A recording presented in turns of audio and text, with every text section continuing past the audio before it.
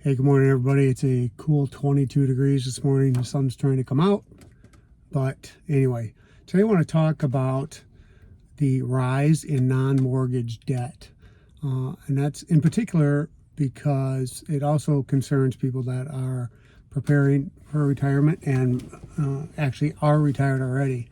And we've been talking a lot about debt lately with people making good choices with cars and with homes. And this is concerning with non-mortgage debt. And so here's the information I found. 97% of the people in the world, or at least in the United States, have non-mortgage lending debt. And this is from LendingTree from January of 2025. 97%. And the average across the largest metros is about 11,000 of that is the average amount of non-mortgage debt. And non-mortgage debt obviously is compiled of cars, credit card debt, student loans, and personal loans. So of that debt, 33% of it is auto loan debt, 32% of it is credit card debt, and about 15% of it is attributed to student loans. And it's concerning because that also includes people that are in retirement or close to retirement and you still have student loans. Now, if you are like us and you have Parent Plus One loans that you're carrying for your kids until they're established, that's a little bit different because that's debt that's going to go away off of your obligation at some point. And of course, we never know when that is. We're trying to be supportive parents and help our kids. We know the economy's tough and job market's tough, so we will carry those loans for as long as we need to. But we have them figured into our monthly budget already as well.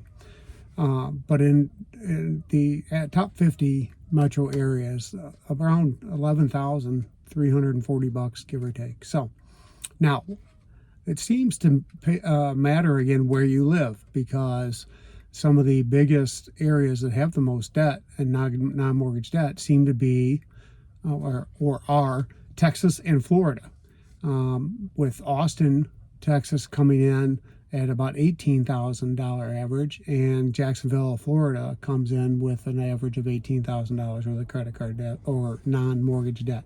And of that, like in Jacksonville specific, 43% of it seems to be auto debt.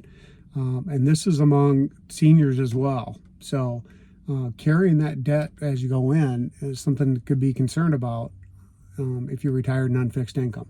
Okay, credit card seems to be the most common debt, and that's the problem with that, with credit card debt, is that 92% of the people carry a balance. That means they carry it month to month. They're not even paying it off every month.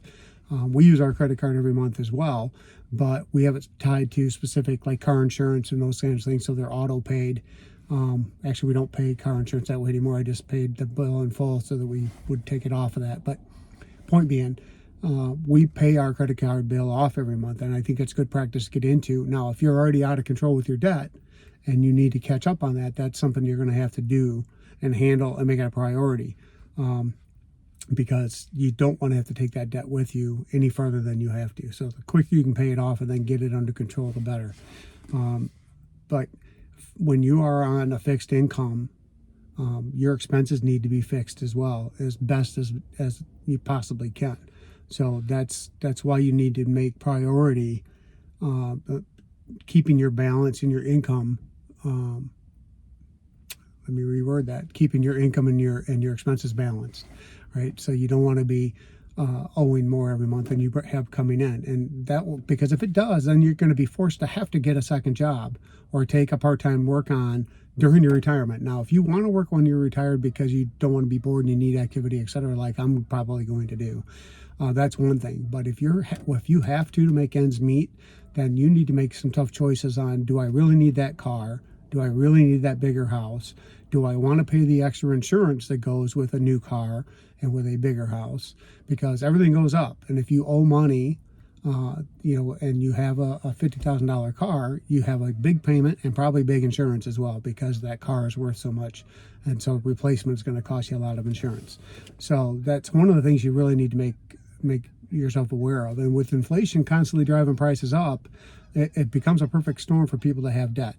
So that's not what you really want to have if you can avoid it. So some of the options you can consider, one is, like I said, you need to make some priorities over, do I need the house, the car, anything that you have to pay insurance on, motorcycles, boats, ATVs, snowmobiles. Is it something you really need? Do you need to make payments on it? Do you need to, do you have to worry about paying insurance for it? The next thing I would think about doing is, consider transferring your credit card balances over to some 0% introductory offers if you can, if you qualify. Just that same typical caveat here. I'm not a financial advisor. I'm just giving you my opinion and things that I've seen that have worked. I'm not advising you what to do with your money. Everybody's situation is different. So please do some due diligence. But NerdWallet and Expedia and some of the other credit watchers out there can give you advice and ideas on where to find low interest or zero transfer fee, zero credit, 0% interest transfer credit cards, etc., to help you get that debt down quicker. And you can also ask for help. There's lots of credit reporting agencies and credit help agencies out there that are typically nonprofit, and they can help you get your bills consolidated if that's something you think you're going to need to do. But you have to keep your expenses reduced so that you can make sure that you're within your income guidelines, especially when you're fixed income. So whether you're retired or not, this is a good place to start to get your finances under control. And to be honest, it's good for everybody, whether you're young or old, because if you can't live within your expenses, you're always going to be chasing debt.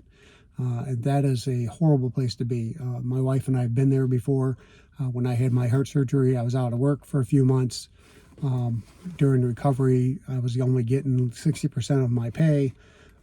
We were basically living with credit cards, was paying the bills, helping us keep groceries and gas in the cars until I got back to work. And it took us years to get caught back up to that. So you don't want to get behind on credit cards. You don't want them destroying your life. But the same could be said for any non-mortgage debt. Don't be taking out personal loans unless you're using them to pay off higher interest things. That's something to consider. If you have a car that's got some value to it that's paid off, you may be able to get into a lower interest car loan and refinance that car to use the money to pay off debt. I've seen that happen before. So there's lots of avenues to get out from under your debt. But anyway, if you like this kind of information, give me a thumbs up. I appreciate everybody that's been watching. And thanks again. Until next time, we'll see you.